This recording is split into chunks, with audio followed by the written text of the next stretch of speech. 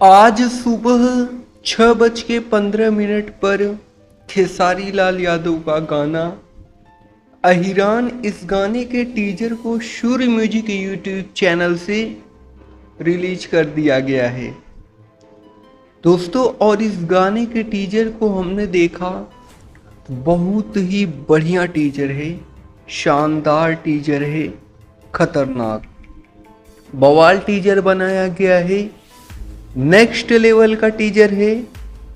और खेसारी लाल नए अंदाज में नजर आने वाले हैं।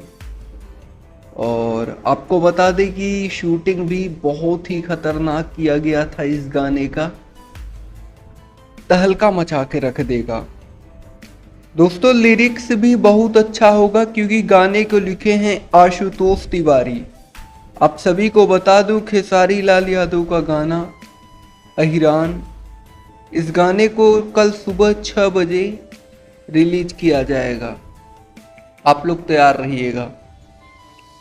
और भी जानकारी निकल रही है, हम आपको बताएंगे। सूर्य म्यूजिक के माध्यम से गाना रिलीज किया जाएगा।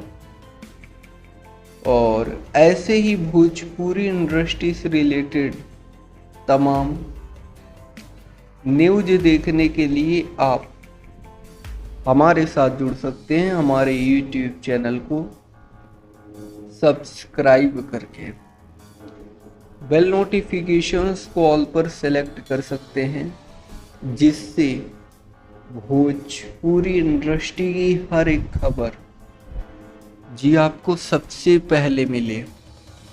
जी धन्यवाद दोस्तों।